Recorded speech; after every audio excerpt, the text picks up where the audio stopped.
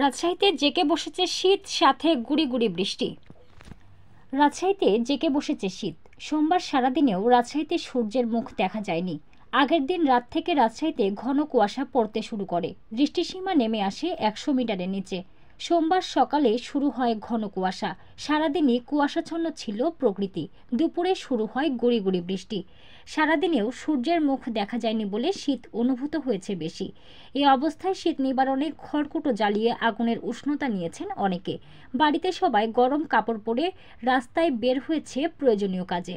রাজশাহী আবহাওয়া অফিসের তথ্য অনুযায়ী রবিবার ভোর 6টায় রাজশাহীতে সর্বনিম্ন তাপমাত্রা রেকর্ড করা হয়েছে 11.2 ডিগ্রি সেলসিয়াস।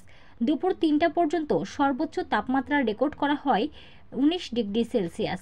আগের দিন রবিবার সর্বনিম্ন তাপমাত্রা ছিল 11 ডিগ্রি সেলসিয়াস। এর আগের দিনও রবিবার সর্বনিম্ন তাপমাত্রা ছিল 13 ডিগ্রি সেলসিয়াস। 11.2 ডিগ্রি সেলসিয়াস এটি রাজশাহীতে চলতি মৌসুমের এখন পর্যন্ত সর্বনিম্ন তাপমাত্রা। আজ সারাদিনই কুয়াশায় ঢেকে আছে চারপাশ। ফলে দিনের সর্বোচ্চ তাপমাত্রা এবং সর্বনিম্ন তাপমাত্রার ব্যবধান কমে এসেছে। আর এই কারণে বেড়েছে শীতের দাপট। সেই সঙ্গে হিমেল হাওয়া কাটা দিচ্ছে শরীরে। প্রয়োজনীয় গরম কাপড় কিনতে না পেরে শীতে কষ্ট পাচ্ছেন ছিন্নমূল মানুষ। আর নিম্ন মধ্যবিত্তরা ভিড় করছেন ফুটপাতের গরম পোশাকের দোকানে। এদিকে ঘন কুয়াশার চাদরে প্রকৃতি ঢাকা থাকলেও জীবিকার তাগিদে সাত সকালে বের হচ্ছেন শ্রমজীবী মানুষ। ঘন কুয়াশার কারণে সড়ক মহাসড়কে যানবাহন চলাচল বিঘ্নিত হচ্ছে। মহাসড়কের দূরপাল্লার যানবাহন চলছে ধীর গতিতে, জ্বালাতে হচ্ছে হেডলাইট। কুয়াশার কারণে রাজশাহী থেকে বিভিন্ন গন্তব্যের ট্রেনগুলো চলছে ধীর গতিতে।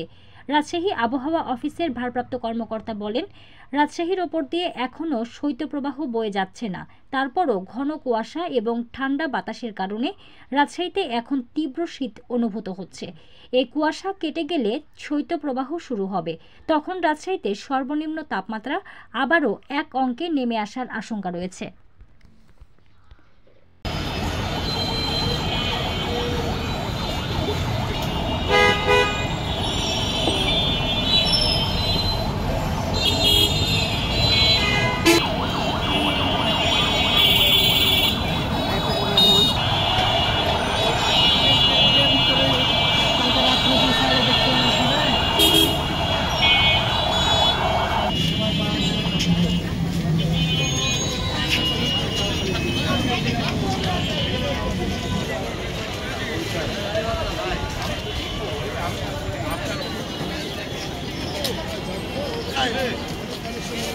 ঘুরে দিয়ে আসবো কি?